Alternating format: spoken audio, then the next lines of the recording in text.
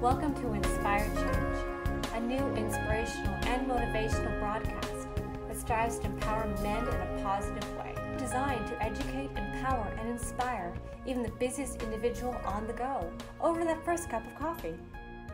Please join me in welcoming Gunter Swoboda, international psychologist, author, speaker, and producer. Welcome everybody to another episode of Inspire Change.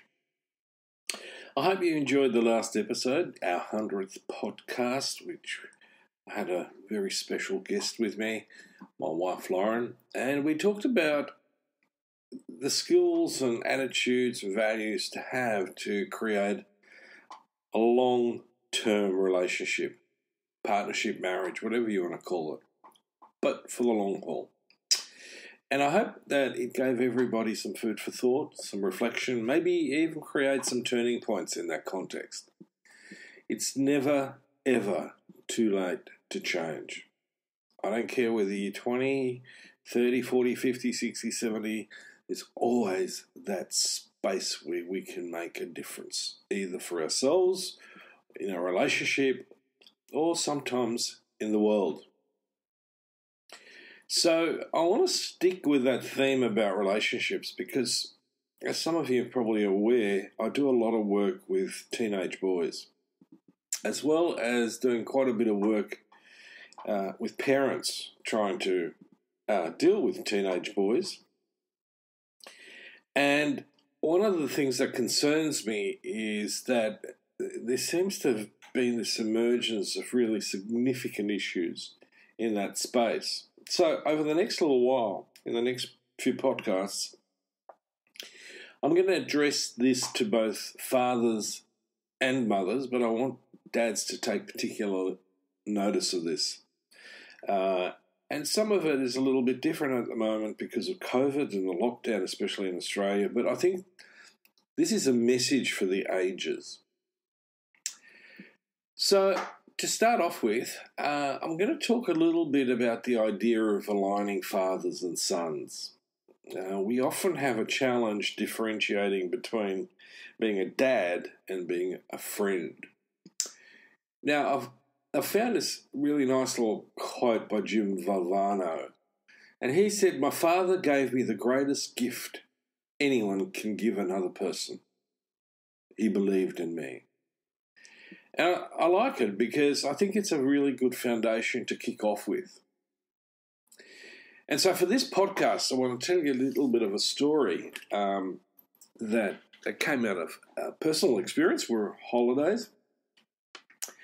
And on that holiday, in a very sort of exclusive sort of holiday town, my wife and I went shopping. And whilst she was in the shop, it was a fairly small shop, so I thought I'd sit it out and wait on the sort of walkway. I defaulted to a popular pastime of mine, and that's people watching.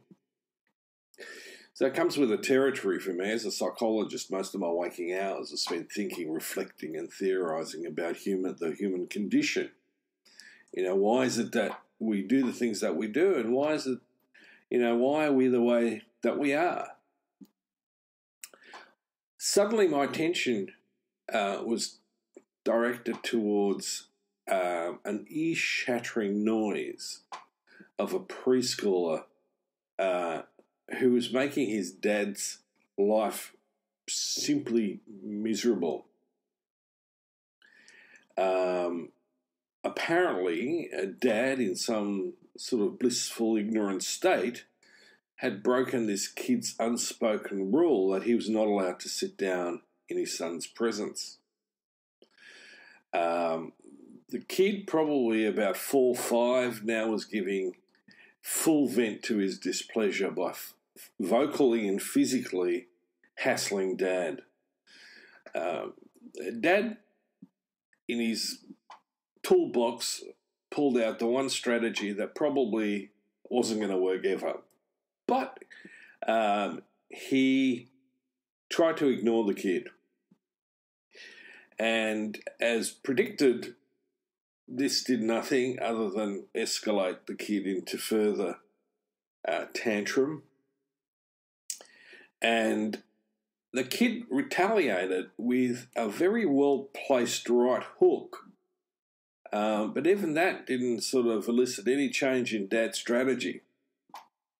Now, at this point, you can imagine, I'm sort of hooked. I'm watching Dad's stoicism, and in a way you could sort of get it. What do I do? I'm in public, my kid's throwing a tantrum, it's embarrassing. I'm really not sure what to do with him. I'd really like to smack him, but that's not going to happen. And he's starting to throw desperate glances around. He was obviously looking for his wife in this context. And the message was really, really clear. He was looking to be rescued because I'm not sure what I'm doing here. But unfortunately for him, there was absolutely no intervention. Even the gods weren't coming down to rescue him. And so Dad, abandoned to his own devices, grappled. The conflict in his face was really, really evident. So Dad resorts to another tool in his kit, right? So his final weapon in this little conflict, that, from the kid's perspective, was going quite well, was to reason with the boy. But this had absolutely no impact at all. If anything, it seemed to add fuel to the fire. The kid was completely immune to any form of logical, rational argument. And again, Dad desperately looked around, and suddenly there was a change in his manner. A sense of relief flickered across his face. And I sort of tracked his gaze, curious as to what that shift was about. And there was a woman looking obviously harassed by her son's unruly behaviour, and she rapidly approached the two who were stuck in this conflict. Now, what emerged was really interesting because from her perspective, there was no look of understanding or compassion for our, unsuspecting paternal would-be hero. On the contrary, I was trying to figure out who she was more cross with, her son or her husband. However, the truly telling thing was that Dad, who could have made a much more heroic stand in many respects, now withdrew completely. He didn't get up and walk away, but he withdrew emotionally. And so there was Mum left to placate the boy, who no doubt, in my view, will strike again. And as he gets older, I'm pretty sure he's going to keep escalating this. So you got to keep in mind that in this little scenario, in this scene, it's almost like, a screenplay. There's tons of messages and lessons. But I want to start at a point where I'm going to go, okay, dads, if we're going to keep withdrawing, we are going to be in serious trouble.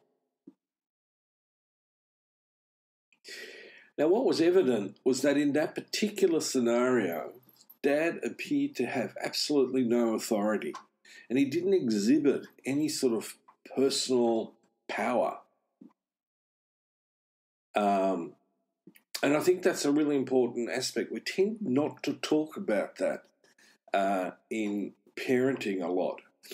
Now, I differentiate between power, that is about dominating and controlling, and personal power, which comes from a place of empowerment, where I'm solidly attached to myself, and it gives me a greater sense of awareness and a greater level of flexibility, so I can deal with different situations much better.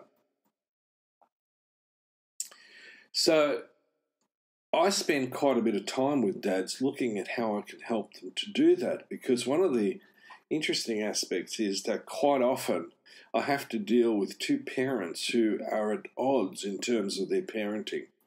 And this isn't just with older kids, like teenagers, although then it becomes particularly magnifying. But it's often the case right from the word get-go.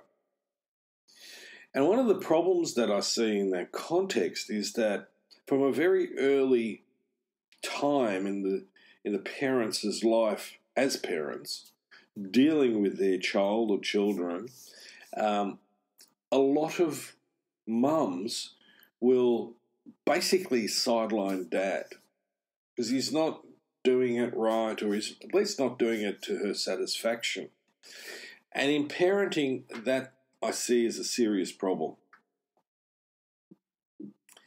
A lot of dads talk to me about the fact, they withdraw, they don't engage because no matter what they do, they feel like they're always going to get it wrong. And so one of the principles is that we need to appreciate in each other the fact that we're going to do things differently, but generally if we come from a values base that's aligned, we can't sort of necessarily go too far wrong. So, the solution in this situation is what, you might ask? Well, part of it is that mum and dad need to begin to work together. So in Making Good Men Great, one of the core values is cooperation, and that's not just, in the society at large. That's in every possible way, is that, as a couple, as parents, we need to have an open dialogue. We need to be transparent. We need to agree on how we're going to move forward. Right? Really, really important stuff. And so this particular podcast, I want to encourage dads to look at their level of engagement and contact and attachment. Now, this is particularly important in young children. We don't leave mums to do all the contact work, all the attachment work. A lot of people talk to me about, the maternal instinct. There is no such thing as a maternal instinct. Both men and women can be primary caregivers in a child's life. And that child will attach to that adult caregiver as if it was a biological mother. Now, ideally, we have the situation of a biological parent and the biological father who are working together. But ultimately, it's that creating an attachment environment where the child feels safe and secure. And when I feel safe and secure in myself, I'm going to start to begin to be a really good role model. And remember, in the podcast where I talked about, mindful listening and mindful speaking, self-awareness is really, really important. It's important for me to regulate my emotions. Because as much as the child hears what I say, it's much, much more tuned into how I'm saying it. The non-verbal communication is critical, especially in infants. Eye contact, facial expressions, and they need to be authentic. There's some really interesting research that was done that showed that infants can differentiate between an authentic and an inauthentic smile. Fascinating stuff. And so for lots of neurological reasons, that's particularly important into helping those aspects of the brain to develop that helps that child to begin to relate to itself and the world in a healthy way. So the whole point here, the first thing that we need to do is we need to think very clearly about what is it that I'm modelling and how am I connecting with my child. And this goes on throughout their developmental years and sometimes into their adulthood. Now, if we've got that really good foundation, then we've got it made in many respects. We're going to have children who will cooperate. They're not going to be perfect, but they're going to be a lot easier to manage. And we're certainly not going to have the sort